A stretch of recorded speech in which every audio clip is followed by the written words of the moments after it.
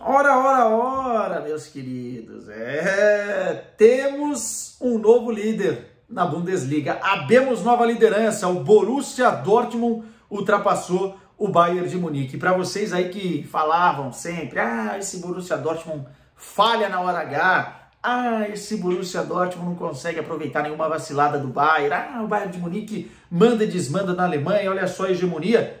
Tudo isso tem o seu fundinho de verdade, especialmente no retrospecto recente, né? E estamos falando de algumas semanas. Mas a verdade é que o Borussia Dortmund deu neste sábado uma resposta que precisava, uma resposta importante para dizer, opa, acho que essa temporada pode ser diferente.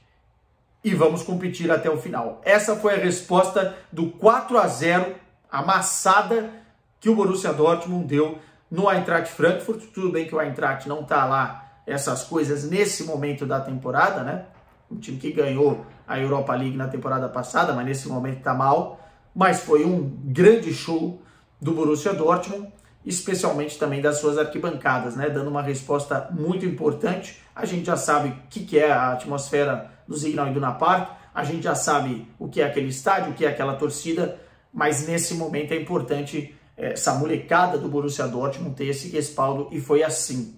E por um outro lado, o Bayern de Munique vacilou e perdeu de virada por 3-1 do Mainz. Então, nesse momento da tabela de classificação, o Borussia Dortmund tem 60 pontos, o Bayern de Munique tem 59, faltam 5 rodadas para terminar a competição. Lembrando que a Bundesliga tem menos rodadas do que outras ligas nacionais, tem 34 rodadas e, portanto, faltam 5 decisões aí para as duas equipes para a gente saber quem vai ser o campeão da competição nesta temporada. E o vídeo de hoje a gente vai fazer uma análise das duas partidas que eu assisti, tomando uma belíssima cerveja, porque é minha folga hoje, mas para o canal do YouTube a gente nunca está de folga. Tomei uma belíssima cerveja num jogo, tomei outra cervejinha no outro jogo, fui assistindo e a gente vai comentar, então por isso eu peço o like de vocês, ajuda demais, tá? Tava dando uma olhada nas análises do canal e tal, o like faz toda a diferença, então faz favor de deixar o like, se inscreva aí no canal quem não é inscrito, é papo de nem falar mais na cara, nem olhar mais na pessoa, essa é a verdade, e deixem aqui os comentários do que vocês acham que vai acontecer nessa Bundesliga. Será que o Borussia leva? Será que o Bayern leva? Tudo isso a gente vai descobrir nas próximas rodadas. Mas vamos tentar aqui também traçar um panorama do que vai ser, né? Os 5 próximos jogos de cada equipe. Será que o Borussia tem vida fácil? O Bayern tem vida mais fácil? Vamos dar uma olhada e vamos fazer essa análise juntos. Começando com o jogo de mais cedo, com o Bayern de Munique, que era o líder, entrou nessa rodada como líder, mas vive uma crise gigantesca nos bastidores, né? Como se não bastasse a crise na diretoria, a crise no vestiário, mandar o técnico embora faltando 2 meses para terminar a temporada e contratar outro, a eliminação da Pokal, das quartas de final da Copa da Alemanha, a eliminação horrorosa do jeito que foi, né? Porque podia perder, podia ser eliminado do Manchester City, mas não do jeito que foi nas quartas de final da Liga dos Campeões da Europa. Agora também o Bayern de Munique se pergunta, opa, o torcedor do Bayern se pergunta, será que vamos perder também a Bundesliga? Ou seja, a diretoria, quando fez a mudança, a troca de treinador, veio com a desculpa, queremos salvar a tríplice coroa. E eles vão conseguir ter a tríplice coroa ao contrário, vão conseguir perder tudo, hein? Se continuar nessa pegada que o Bayern apresentou hoje contra o Mainz, vão conseguir perder tudo. Agora já não depende só do Bayern de Munique na Bundesliga. Precisa do tropeço do Borussia Dortmund, algo que é possível e pode até acontecer. Mas mesmo assim, que momento horroroso, tá? Que momento horroroso. E aí hoje, acompanhando a partida, toda hora, qualquer lance, a transmissão, né? A galera da TV que estava fazendo a transmissão ia na arquibancada focalizando a cara do presidente Rainer, do presidente do Conselho Deliberativo Oliver Kahn e também do diretor esportivo Salihamidzic. Os 3 estavam sentados juntos. E foi um show de horror, tá? Um show de horror que a gente viu nessa partida contra o Mainz. O técnico Thomas Tuchel teve que poupar alguns jogadores que com certeza ficaram desgastados depois do jogo da Liga dos Campeões da Europa. Então ele colocou o Coman e também o Sané no banco de reservas. A gente viu o Mané ganhando uma oportunidade no time titular, o Musiala também de volta, o Thomas Müller ao lado dele, o Choupo-Moting nem no banco estava. Enfim, O Bayern de Munique um pouco diferente, inclusive com 3 zagueiros, né? O Stanisic, o Upamecano e o De Ligt. Ou seja, o Thomas Tuchel começando a mexer na equipe para ver se obtém também algumas respostas. Essa parada de jogar com 3 zagueiros não é novidade nenhuma para o Bayern de Munique nessa temporada. Inclusive, no esquema do Nagelsmann, que era bem melhor, o time conseguia flutuar de 3 zagueiros para uma linha de 4 atrás com uma facilidade muito grande, né? Soltando o Davies pela esquerda e trazendo o Pavard um pouco mais recuado, ou o Stanisic uma hora para fazer essa linha de 3. E na cabeça dos jogadores fazia todo sentido. Agora parece que não faz mais. O primeiro tempo foi bem burocrático do Bayern de Munique, tá? Foi um primeiro tempo ok, o time dominou ali o mais, mas nada fora da caixa. O Mané foi um destaque até positivo desse primeiro tempo. Ele fez um gol que foi anulado, mais um gol anulado, mas esse foi por milímetros. E depois fez 1-0 numa boa jogada do João Cancelo, que jogou de ala esquerdo, né? Ele fez uma boa jogada, achou o Mané dentro da área, que de cabeça fez o seu gol, quebrou um jejum aí, parecia que o Bayern iria tirar a zica. Só que no segundo tempo, os caras praticamente caíram fisicamente de uma forma absurda e tecnicamente nem parecia o Bayern de Munique. Falhas individuais, erros de passe, muitas vezes não sabiam o que fazer com a bola, não sabiam como girar o jogo em velocidade, um time lento, um time horrível em transições, errando um passe atrás do outro.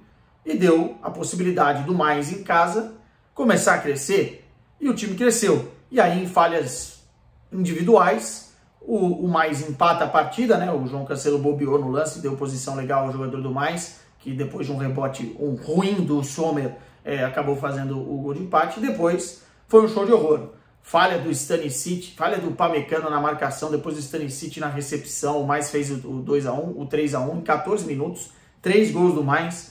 E o Bayern de Munique parecia um time comum de meio de tabela da Bundesliga. A verdade é essa. E aí toda hora a câmera indo lá nos responsáveis por esse momento, né? Porque é isso que eu quero falar aqui, né?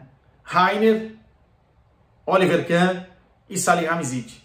Os 3 estão de parabéns, cada um com a sua função, porque o Salihamidzic também não conseguiu contratar um centroavante. Olha só o Borussia Dortmund, cara, com o Haller, que teve a infelicidade de ter um câncer, né, e depois conseguir vencer em tempo recorde um câncer, que já está jogando de novo. Mas olha só como faz a diferença ter um centroavante num esquema que a equipe entende. Não tem um centroavante. O Choupo-Moting fisicamente agora não está disponível, e mesmo que fosse o Choupo-Moting, tinha que ter um cara de ponta. Um time como o Bayern de Munique que se acostumou há tanto tempo jogar com centroavante. Então tá de parabéns aí o seu Salihamidzic no planejamento de não contratar um centroavante. Achou que dava, né? Nagelsmann pediu, viu? Nagelsmann tinha pedido. E aí, uma salva de palma também para o Reiner e para o Oliver Kahn de ter feito a mudança de treinadores. O Bayern de Munique foi irreconhecível. Nas entrevistas pós-jogo, os jogadores falaram isso. Thomas Müller desolado depois da partida. O treinador falou isso, Thomas Tuchel também falou. Eu não sei o que aconteceu com o time no segundo tempo. Não se encontrou. Um jogo que estava ok, estava controlado, saiu do controle, coisa que a gente não via no Bayern há muito tempo. E aí vem os diretores do Bayern de Munique. Aliás, por que a diretoria fala tanto, hein? Primeiro, que fala e não assume nenhum erro. Nenhum erro da culpa da diretoria. E segundo, que é todo dia uma bronca diferente que os caras jogam nos seus jogadores. Hoje, o que o Oliver Kahn falou depois do jogo sobre os jogadores, dizendo que tem 11 homens dentro de campo, que esses caras precisam honrar a camisa do Bayern de Munique, que eles não estão fazendo isso. Enfim, uma metralhadora do Oliver Kahn, como se a diretoria não tivesse nada a ver com isso. Que a culpa agora é dos jogadores. E na minha visão, cara, eu vi muita gente já criticando o Thomas Tuchel. Eu acho que ele tem a sua parcelinha de culpa porque não está conseguindo encontrar o time com rapidez. E se ele assumiu o Bayern, ele se propôs a fazer isso, né? Mas é o menos culpado. Muitos jogadores que também não estavam satisfeitos com o Nagelsmann, porque muitos ficavam na reserva, enfim, tinha ali um problema de vestiário, não estão dando resposta dentro de campo, não estão rendendo o que precisavam render. Nós estamos falando do sistema defensivo, nós estamos falando do meio campo, o Goretzka fazendo partidas e partidas horrorosas, né? O Musiala, o que caiu depois da Copa do Mundo, também é brincadeira. Enfim, um time que não rende e uma diretoria que lava as mãos agora depois de tudo que fez. Enfim, o Bayern precisa repensar o planejamento para a próxima temporada e alguma cabeça precisa rolar, hein? E estou falando da diretoria. E como eu estava falando do Tuchel, tem sua parcela de culpa, mas não dá para você cobrar de um cara que tem jogo a cada 3 dias o entendimento de futebol de uma equipe, né? A equipe não consegue assimilar os processos. Com certeza processos do Tuchel são diferentes dos processos do Nagelsmann. Os treinos devem ser diferentes, os pedidos são diferentes. E no meio da temporada você mudar, você quebra ali a cabeça do jogador, a mentalidade, não é todo mundo que entende. Aí uns jogadores que estavam felizes com o Nagelsmann vão ficar se perguntando por que agora o Tuchel quer mudar. Enfim, olha, é um desastre. Um desastre e a partir de agora a gente pode ver o título da Bundesliga escapar do Bayern de Munique e aquela tríplice coroa também ir pro Beleléu.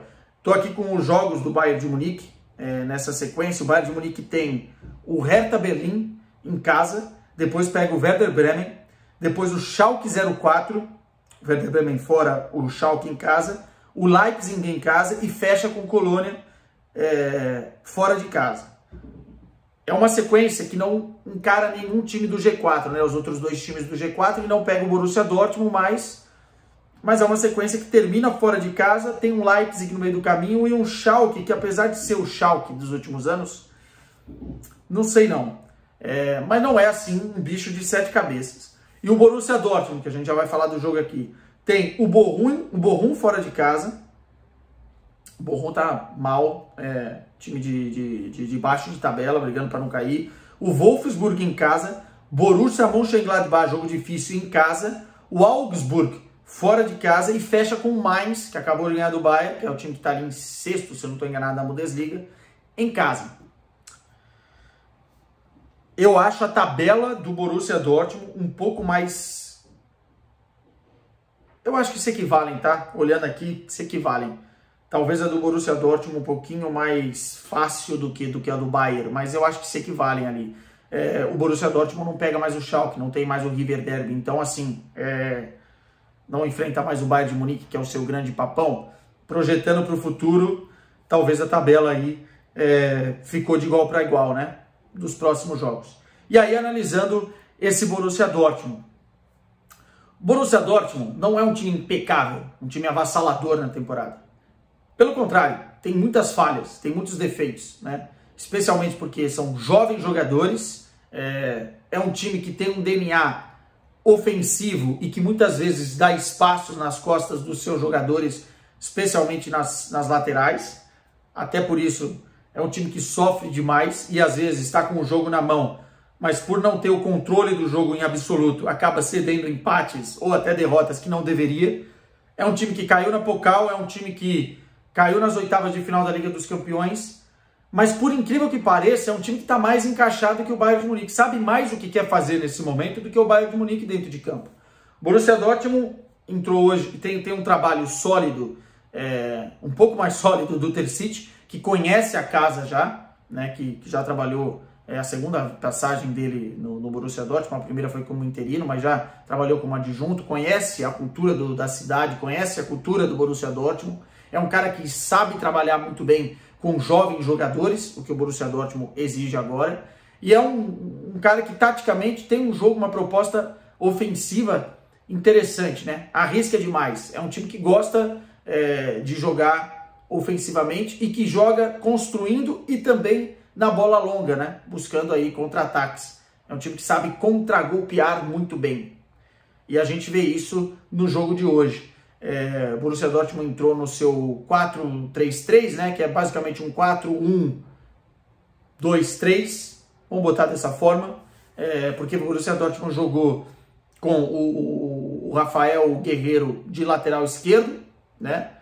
Linha de 2 zagueiros e o lateral direito. E aí você tem o Emre Can, que é um grande destaque dessa temporada, é um ponto de equilíbrio no meio-campo, que no processo de construção os 2 laterais sobem e ele vira praticamente um terceiro zagueiro para iniciar a jogada do Borussia Dortmund, ele faz isso com muita qualidade. Na frente do Emre Can, além dos 2 laterais, especialmente o Guerreiro, que funcionam muito bem nessa descida, Você tem uma criatividade de um Brent, um pouco mais à frente, que é um cara especial em termos do 1 contra 1, é criativo, é um jovem jogador, uma promessa do futebol alemão. E do lado dele o grande destaque dessa equipe, que é o Bellingham, que é um centrocampista total, né? Ele domina todas as ações. Quando tem que segurar, ele segura. Quando tem que acelerar, ele segura. Quando tem que inverter jogo, ele inverte. Quando tem que entrar na área, ele pisa. Quando tem que finalizar da entrada da área, ele finaliza. É bom num contra um, enfim. Aí é o fora de série, é o extra classe dessa equipe. E lá na frente, dois caras muito rápidos, espetados. O ADM de um lado e o Malen do outro. Eu sempre gostei muito do Malen. Tem gente que critica, mas eu acho ele muito bom, cara. Velocista. Bom para entrar dentro da área, finaliza mal às vezes, mas não foi o caso desse jogo. E você tem o Haller como um ponto fixo, um centroavante que muitas vezes faz a parede, segura a bola, consegue puxar a marcação para que esses outros jogadores infiltrem e façam gols. Muitas vezes o Haller nem faz gol na partida, como foi o caso, mas ele é importante dentro do desenho tático desse Borussia Dortmund, que entende muito melhor o que quer fazer. E nessa partida, o Eintracht Frankfurt, apesar de estar em queda na temporada, tem um time interessante. Tem o Moani lá na frente, o Mario Götze, o Kamada, enfim, jogadores que sabem jogar. Não é à toa que esse time ganhou a Europa League na temporada passada. E aí o Borussia Dortmund foi muito, muito superior. O time que teve paciência na construção, assim sai o primeiro gol, né? Uma bela assistência do Brent, que acha o Bellingham na entrada da área, que domina a bola girando, num toque só ele gira e ajeita o corpo para bater e faz um belíssimo gol. O Bellingham é um cara diferenciado, não sei se fica para a próxima temporada no Borussia Dortmund, mas é um cara muito especial e olha a idade dele, né? Não é à toa que tem meia Inglaterra atrás do homem e meia Europa atrás do homem, vamos falar assim. E depois o Borussia Dortmund sobre explorar o que tem de melhor lá na frente, né? O ADM é um jogador muito especial, é outro jogador que vai sair do Borussia Dortmund por um valor altíssimo. Uma pena que o ADM tenha se lesionado bem no momento que o Borussia Dortmund precisava dele na Liga dos Campeões da Europa. Ele dá uma assistência para o Malen de cabeça num impulso impressionante. Ele é baixinho, hein? E o Malen faz o gol. O Borussia Dortmund ainda faz o 3-0 na primeira etapa. E mesmo fazendo os gols, aqueles espaços que eu digo que o Borussia Dortmund dá atrás estavam lá. Tanto que o Eintracht chegou em alguns momentos na primeira etapa para tentar responder e aí tomou o contragolpe, que é uma especialidade desse Borussia Dortmund. E aí no segundo tempo, mais uma vez o ADM muito bem, o Malen fazendo o 4-0 e o time dominou totalmente o Eintracht Frankfurt. Aí não cedeu quase espaços e fez uma partida, um segundo tempo de manual para espantar alguns fantasmas, né? Porque o Borussia Dortmund tem esses fantasmas, tá ganhando 2-0, 3-0, deixa o time empatar, vacila e não pega a liderança do Bayern. Não foi o caso dessa vez. Não foi o caso dessa vez. Seria uma lição muito bem dada no Bayern de Munique se acabasse perdendo a Bundesliga.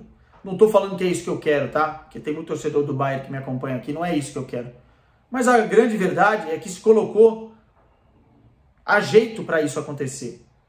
E o Borussia Dortmund hoje parece que vai conseguir aproveitar. Esses moleques aí do Borussia Dortmund, eles estão com fome de título. E não só. O equilíbrio que o Borussia Dortmund tem hoje é interessante. Você tem jogadores experientes. O Hummels, que fez gol. Você tem o Schürrle, que é um jogador já rodado, ex-Bayern de Munique. Você tem o Henry Can, como eu falei. Você tem a entrada hoje. O Marco Reus foi reserva. A entrada do Marco Reus. Time muito bem estruturado pelo Terzic. Tem falhas. Não é perfeito. Não é o Borussia Dortmund do Klopp de 2012, por exemplo, mas é um time que vai competir até o final. Faltam 5 rodadas. Para vocês, quem vai vencer a Bundesliga? Deixem os seus comentários. A gente volta a qualquer momento, a qualquer hora, nesse canal. Tchau!